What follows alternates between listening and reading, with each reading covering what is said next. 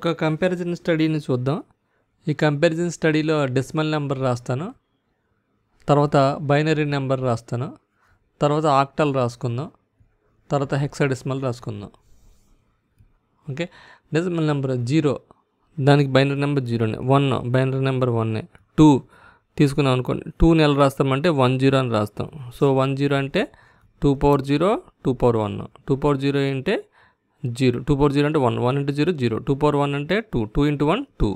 So 10 అని రాస్తాం. 3 రాయాలనుకోండి 11 రాస్తాం. 4 రాయాలనుకోండి 100 రాస్తాం. మీరు దీన్ని 100ని పొజిషనల్ బిట్స్ రాసుకుంటే 1, 2, 4 కింద రాసుకుంటే 4 into 1 4 అనమాట. ఓకే, 5కి 101 రాస్తాం, 6కి 110 రాస్తాం, 7కి 111 రాస్తాం, 8కి మళ్ళీ 1000 వస్తుంది, 9కి 1001 వస్తుంది.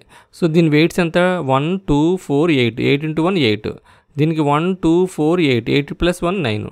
ఓకే, 10 అయితే 1010, 11 1011, 12 1100, 13 1101, 14 8 plus 4 plus 2 110, 15 1111. ఓకే, 15. అలాగే 15 తర్వాత 16 రాసుకుందాం. 16 అంటే 1000, ఇది 16. 17 అంటే 1001. చూడండి, 1, 2, 4, 8, 16. 16 plus 1 17. 18 means 10010. 19 10011. 20 8 plus 16 plus 4 20, 10100. Okay, ఇది బైనరీ నెంబర్స్. మీరు బైనరీ నెంబర్స్ని అర్థం చేసుకోవాలంటే ఏంటంటే పొజిషనల్ వెయిట్స్ ఫస్ట్ది 2 power 0 అంటే 1 ఉంటుంది, 2 power 1 అంటే 2 ఉంటుంది, 2 power 2 అంటే 4 ఉంటుంది, 2 power 3 అంటే 8 ఉంటుంది, 2 power 4 అంటే 16 ఉంటుంది, 2 power 5 అంటే 32 ఉంటుంది. సో ఏ కరస్పాండింగ్ డిజిట్స్లో 1లు ఉన్నాయో చూసుకుని దాన్ని యాడ్ చేసుకోవడం. 16 into 1 16, 8 into 1 8, plus 1 into 1 1, 8 16 plus 8 plus 1 24 plus 1 25 అనమాట. ఓకే, అలా రాసేసుకోవడం. ఇప్పుడు ఆక్టల్గా కూడా ఈజీ. 0 1, ఇక్కడ 7 వరకు ప్రాబ్లం లేదు. 2 3 4 5 6 7. 7 తర్వాత వచ్చే నెంబర్ ఎంత అని చెప్పాను మీకు?